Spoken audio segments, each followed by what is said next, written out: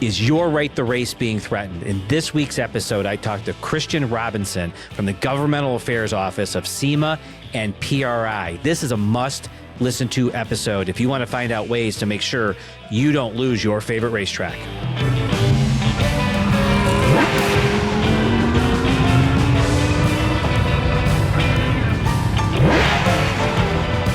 Well, we are back in the Atomic Autosports studio to bring you another episode, and I'm really, really excited about this one because this is super important to our sport. We're talking about right to race with Christian Robinson from SEMA and PRI. Christian, thanks for being here today.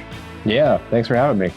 And we have you on a Friday after you and the team have been traveling to a couple different states to talk about right to race. So thanks for, kind of ending the week with us. And I know I know a lot piles up when you're traveling. So thanks for taking time to talk about this important topic. Like you said, it's an important issue. So happy to be here. Yeah.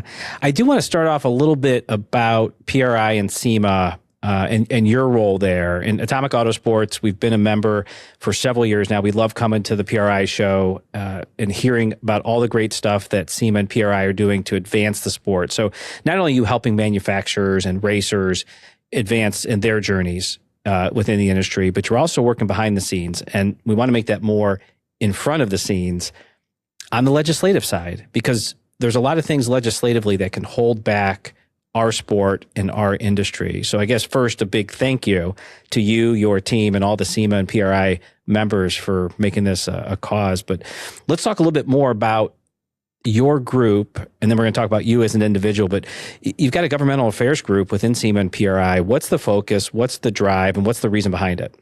Yeah, absolutely. We have about a dozen of us based here in Washington, D.C.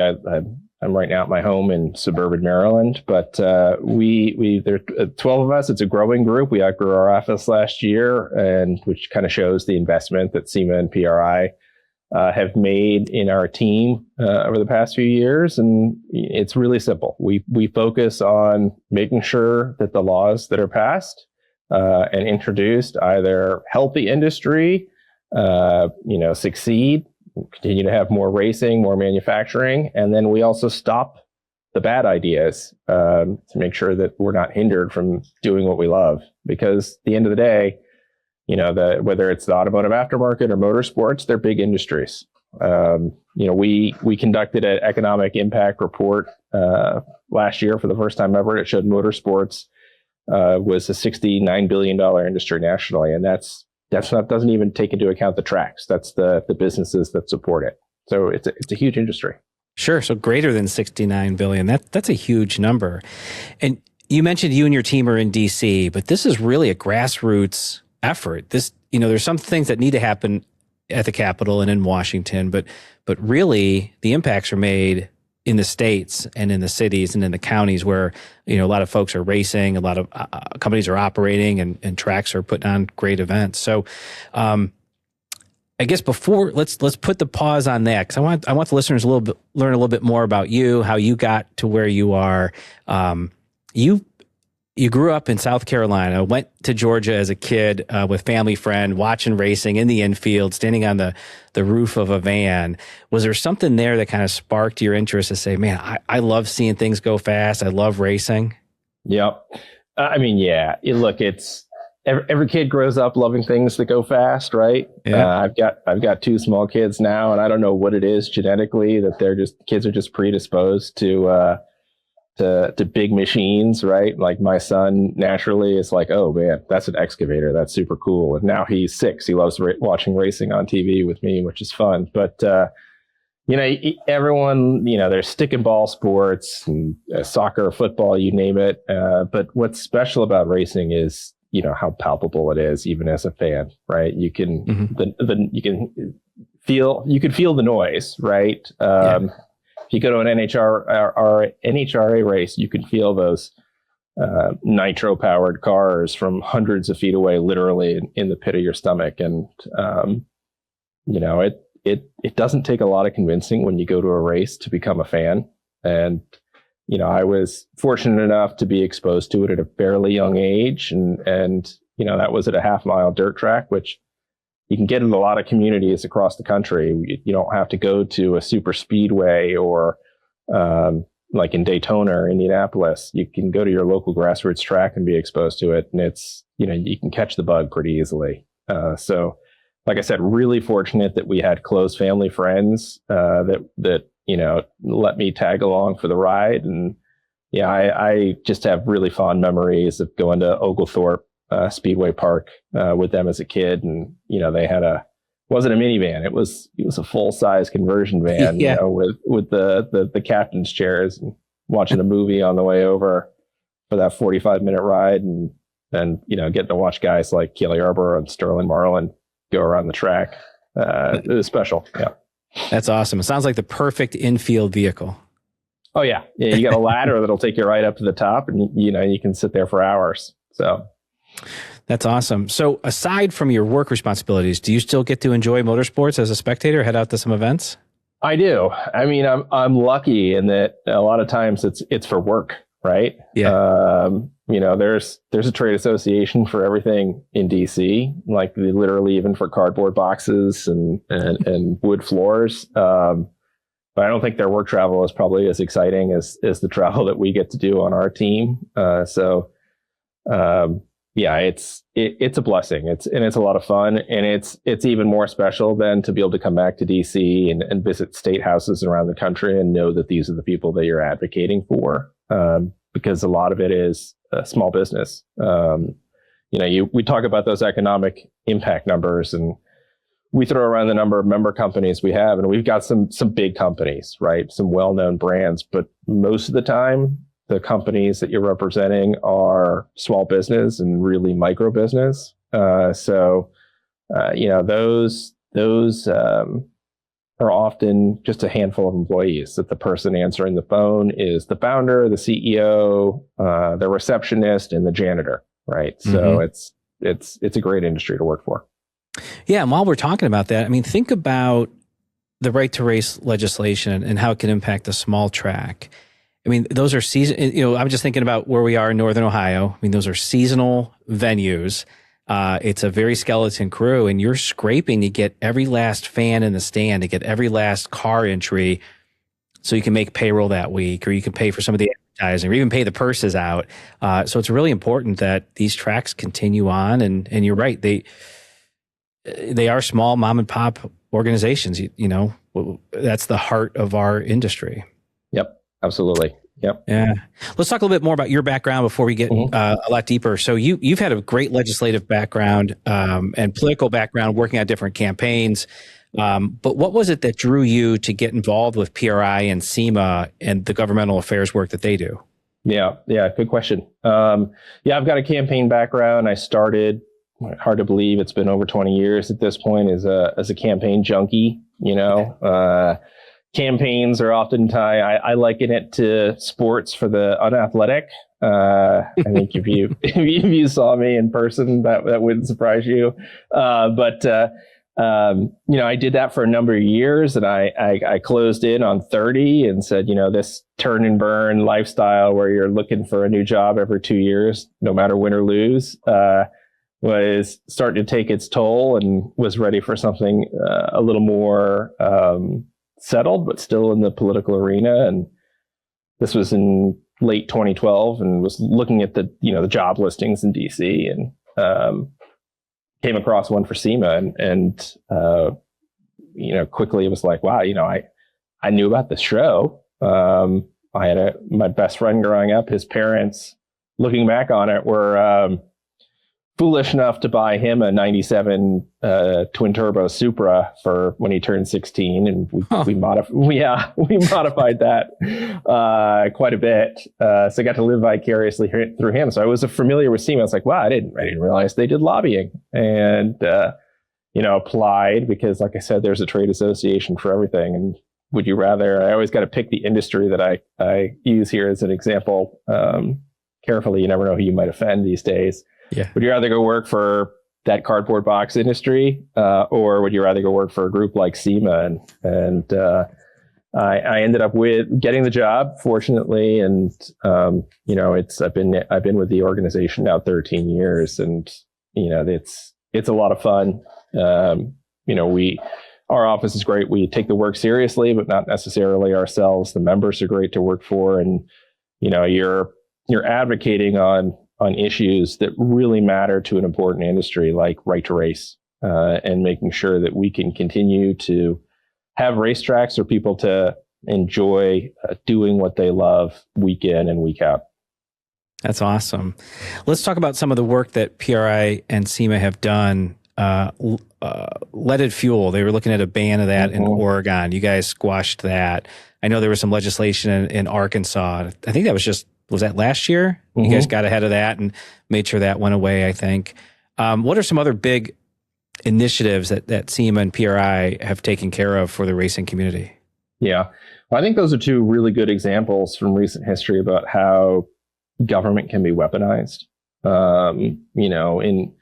In Oregon, it was similar. It was very similar to what we're seeing in Right to Race, where you have newcomers moving into a neighborhood that has a long-standing racetrack and deciding that doesn't fit their lifestyle or their culture. And how can we figure out ways to get rid of it? Well, first it was noise.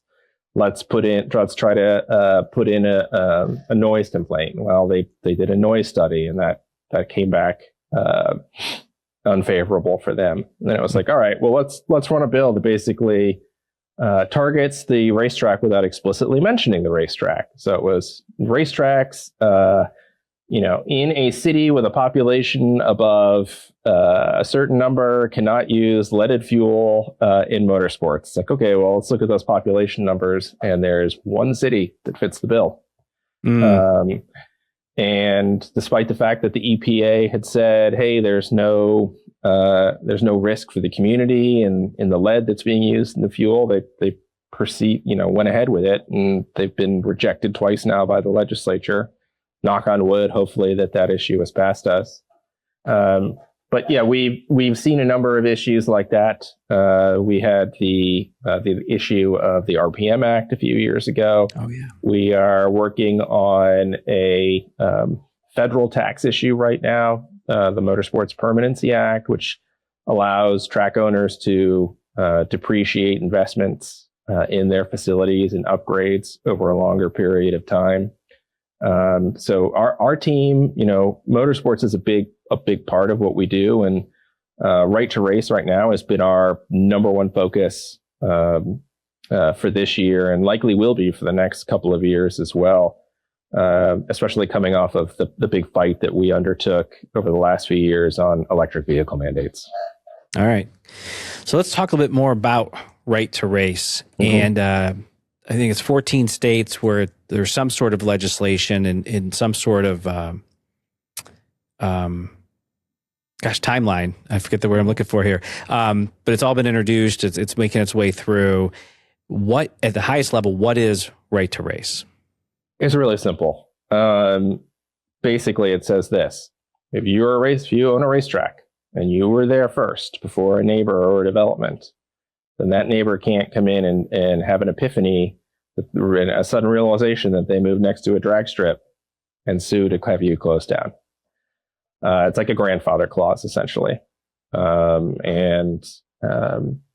It is basically, in all these states, it's a page in length. It doesn't take doesn't take a advanced law degree to understand it.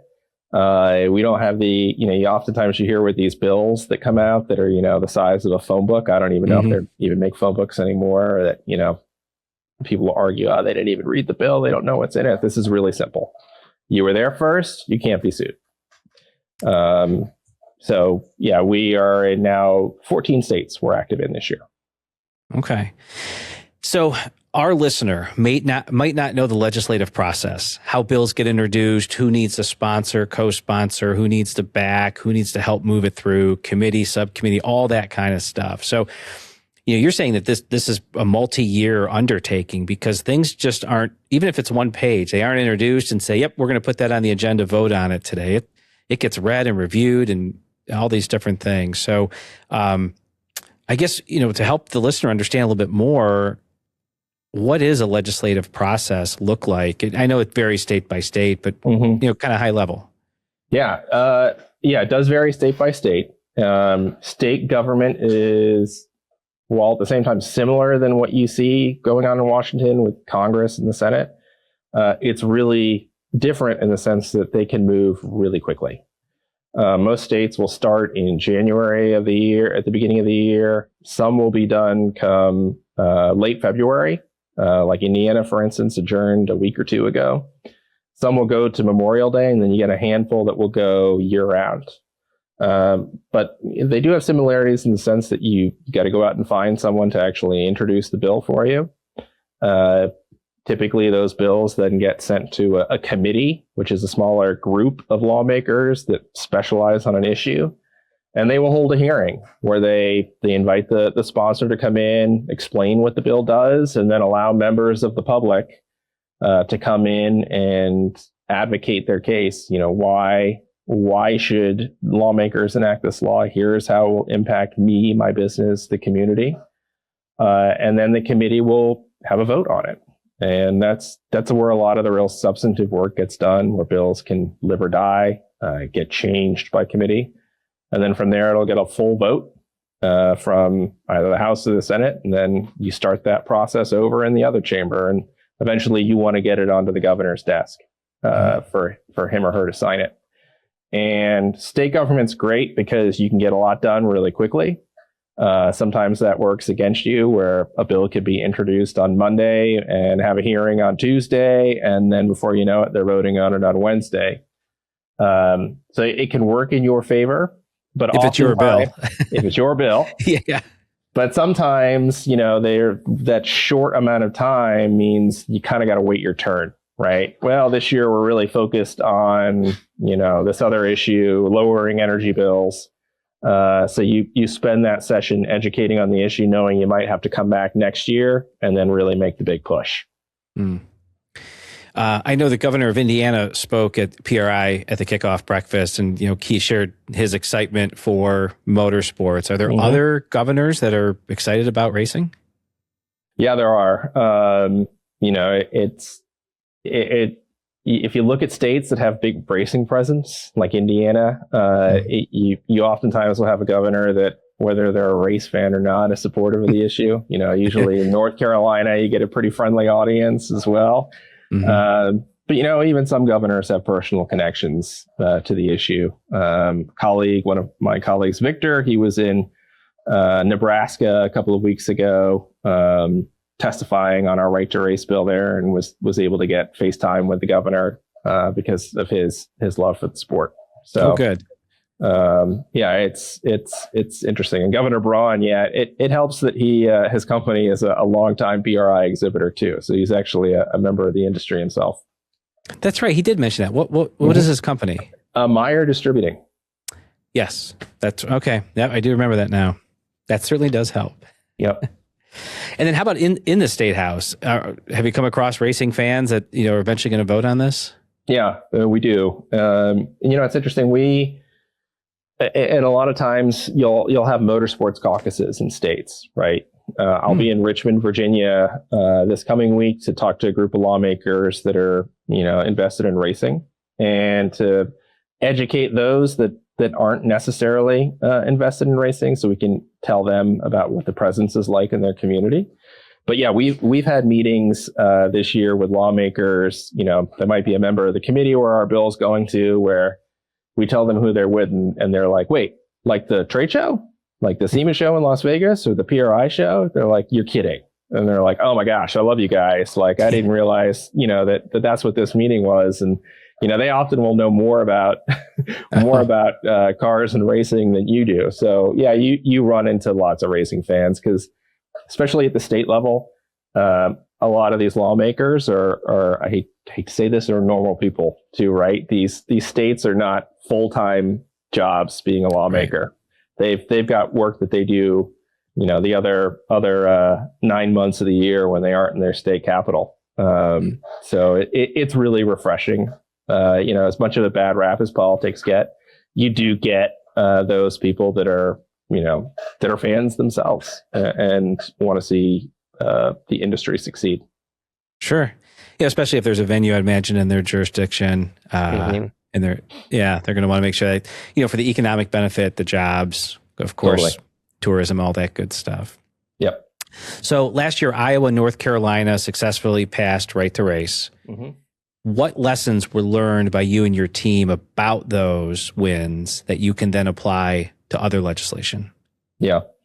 Iowa was really started by tracks themselves organizing and getting involved in the political process. And as we have moved forward into these other states, the states where we have had the most success this year and moved the ball furthest down the field are those states where the tracks are getting organized or are willing to get organized and speak in a collective voice and go to the Capitol and meet with their lawmakers. So, we are still going to make this a multi-year effort, but we're at the same time that we're moving these bills forward. There's a concerted effort behind the scenes to help in a lot of these states where tracks say, hey, we wish we could get organized, but we don't necessarily have the time in our schedule to take on this side project. We are working to make sure that those states have a voice too, and that we can get organized, for the road ahead, and maybe look ahead to 2027 and really be loaded for bear. North Carolina is kind of like Indiana, one of those states that are the motorsports capital of the country. And so you have a governor there that's, not of the same political party as his legislature, but still wants to see motorsports protected in the state. He actually let the bill go through without his signature, kind of a weird quirk where you can allow a bill to become law without your signature. And when you look, people look at that and say, well, what's that about? Does he not like racing? And it's like, no, if you actually look at his letter when he signed it, there was another part of the bill that dealt with like waterways that he had concerns with, but he was totally on board with the racing. So, yeah. Another nuance of politics. Yeah. Oh man. So I think the listener's probably thinking, well, there's going to be homeowner groups that are going to oppose this, or there's going to be some sort of developer groups that may oppose this because they want that land or they want to build more and they're worried that maybe people won't buy houses near racetracks. Have you met much opposition? Yeah, great question. Some of these states, Iowa, for instance, there really wasn't any opposition. We're going into some of the other states and like no one has testified against these bills for the most part. You've had a couple of aggrieved homeowners that have testified. But in terms of organized opposition, we've been very fortunate that we haven't seen a ton. And where we have seen some, we've been able to work behind the scenes with them to tweak language to make sure that their concerns were alleviated. I think there is this, I don't want to call it misnomer, but that, by letting this through, all of a sudden every quarter-mile track is going to become a super speedway overnight. If we pass this, then there won't be any recourse, which is just, which is just not true. So there have been we've had to make some tweaks to basically say, hey, like a track, if they do that, they've still got to go get the permitting, which they would have to go do anyway. But no, there has not been any like substantive, knock on wood, like massive, revolt by home builders that we've seen. I don't want to jinx things, but we've been very fortunate in that regard. As concerns have been raised, we've been able to work them out because the reality is these tracks do bring value to their local communities, and that people are aware of that. It's not just the ticket sales, it's what else it stimulates. If you're bringing racers to the local track, they are, people that are occupying beds at hotel rooms. They're going to eat at the local restaurants. They're buying gas at the local gas stations. So it's, it's a big economic impact beyond the concessions and the tickets at the racetrack. Yeah. There's a group of listeners we have that are very upset about pit race being closed down. Mm-hmm. And I'm sure this maybe has hit your radar of, is there something that we can do legislatively to protect racetracks? So, nobody was complaining nearby. Nobody was, didn't like the lights on or the noises on or anything like that. It was just a situation where the land was sold to somebody else and the track closed. So put this into question form, Christian. Have you been approached to say, hey, what other legislation can we look at to protect the places we want to race at? Yep.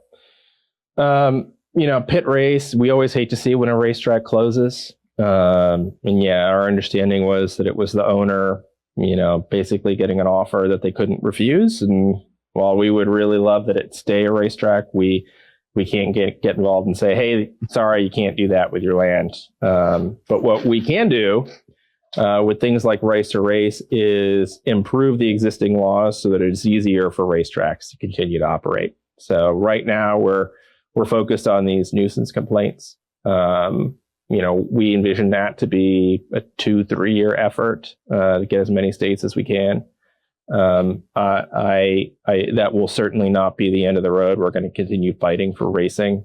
I'm happy to say, the association continues to make investments in our team. We've got 2 new staffers coming into our office here very shortly that, we always say, we've operated a kind of a common kitchen with our office when it comes to SEMA and PRI, but those 2 will be exclusively focused on motorsports. One of them is going to be a lobbyist, and part of their key function is going to be helping tracks when they have legal issues, right? Getting them connected with the right lawyers, and then finding out, what sort of grants are available to them that they may be unaware of, so that they can get money from the state or another economic development group to make improvements to their tracks, so that they can continue to operate and that those margins grow, so that the value proposition to stay in business as a racetrack is better than selling to someone that wants to turn that piece of land into, a data center or condominiums or a distribution site for Amazon or Walmart, you name it. I love that. Helping them find some money or some resources. And in the back of my mind, a few minutes ago, I was thinking about a question that has to do with that. Because a lot of times, small track operators, they might not have the networks or the connections or the resources for things like that. So I'm great to hear that PRI and SEMA are taking a lead in how do we help these folks even more, right? Legislation's one thing, the shows are another thing, but helping connect those folks with people that can help them. I always say it's who's in your room, who's at your table, who can help you grow. And you guys are helping put people at those tables for the track owners. Love it. Yeah. We want to make sure that they have all the resources that they need to continue to thrive and to grow themselves. Yeah. Let's talk a little bit about call to action. What can we do as racers? What can we do as constituents to make sure that Right to Race goes smoothly, gets passed at each state? Yep. If it depends on how much time you want to invest. The easiest thing you can do is to go on our website and send a letter to your lawmaker. We've got it set up really easily so that if you punch in your name and your address, if you are in a state that already has a bill that's been introduced, it generates a letter for you to your lawmaker saying, hey, please support this bill. Here's the bill number. Here's why. If you're in a state that it has not been introduced, it sends a different letter to your lawmaker that says, hey, it would be great if you sponsored a bill that did X, Y, and Z. We've got our grassroots network, SEMA and PRI Action. It's semaaction.org, where you can go get signed up for free to send those types of alerts. We don't sell that list to the highest bidder. It's within our org, one of the most protected lists that we have. And we've got about 500,000 people that are engaged and willing to take that sort of grassroots action. But if you're willing to do even more than that, as these bills are coming up, come testify at the Capitol. And our team, we make it incredibly easy for those that want to get involved. So if you're a fan and you want to come to the Capitol, we will give you the talking points. If we're going to be there, we will take you around to the different offices, help facilitate those meetings so that your time is well spent. And if you're a track owner, we are always happy to set up site visits. It's great when a track owner can come to the Capitol and meet their lawmaker. It's even better when you can bring the lawmaker to your place. Politicians, they love show and tell. And it's the best kind of show and tell is a race. Even if you've only ever seen the Daytona 500, as you've been clicking through the channels, getting to the racetrack, you're going to be hooked. Doesn't matter if you're a Republican or a Democrat. It's a great place to go see the community and to have fun, because I don't preach into the choir when I say racing's just a blast. So there's so many different ways that people can get involved, and again, it's as easy as sending a letter, making a phone call, or hosting a lawmaker, and our team is standing at the ready to help those voices be heard, because as silly as it is, the industry, the folks that are directly involved at the tracks, the fans, they're their best lobbyist. These politicians want to hear from the voters directly, the boss. They will take what they say far more seriously than some lobbyists from Washington, D.C. And I say that as a lobbyist from Washington, D.C. But you're right, though. It's their constituent. That money staying in their district. It's somebody that's may be voting for them. They want to see the behind the scenes. They want to see how things are working. They want those connections. Yep, and absolutely. Politicians love getting elected to office, and if there's one thing they love more than that, it is staying in office. So. I love it. So, folks, let's recap that real quickly. So, and we're going to have links in the show notes to everything that the listener needs to do to get to the right place to do things. So, send a letter, contact your legislators, let them know how passionate you are about this. If you can get to the State House and testify, even better. But more importantly, too, I shouldn't say more importantly. So, those are the three things with this legislation. But let's get to the track. Let's support the tracks as fans, as racers, as drivers, to make sure that grassroots racing continues. Christian, is there anything we didn't talk about that you wanted to cover regarding your legislative efforts and right to race? No, I think we really touched on it. It's a simple bill. It's common sense. There's no reason that this shouldn't be a law in all 50 states. And if we have anything to say, anything to do with it, it will be, within a matter of a few years. I can't promise we'll get them all, but we're going to try. Yeah. As we look to 2026 PRI, and maybe even the SEMA show, will there be some breakout sessions where this is discussed, as maybe at the tops, which happens during PRI? Yeah, we did. So last year we did 3 or 4 sessions at tops at the truck operators and promoters area, which is, it's a great area, one of the fastest growing areas of the show. I would imagine we'll be doing it again this year. We'll probably host some state-specific sessions for people that are based in those states, as well as a general session. And those shows, we bring lawmakers out to those shows every year. SEMA show last year, we brought about 70 state lawmakers from around the country to Vegas, so that they can see the size and scope of the industry, and who doesn't love coming to Vegas? PRI show, you mentioned that Governor Braun was there. We had the lieutenant governor there as well, and we brought about a dozen state lawmakers from Indiana to the show. The Capitol is about 2 blocks away from the convention center, and they were in session, so there was really no excuse not to be there. So. We had a good group there that got to see Mario Andretti at the opening breakfast, which was awesome. And then the number of them that were very anxious to get into the sim racing at the football field was higher than I was expecting. So we'll definitely be utilizing those shows for advocacy again. That's great. Well, I normally wrap the show up by asking my guests if they've been late to grid, but I think what I'll say, unless you have a good answer for that.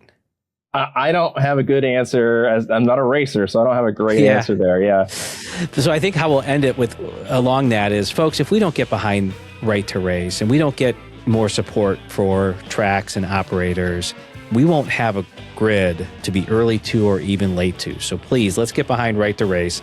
Let's support this. Let's build some momentum and make grassroots racing even better.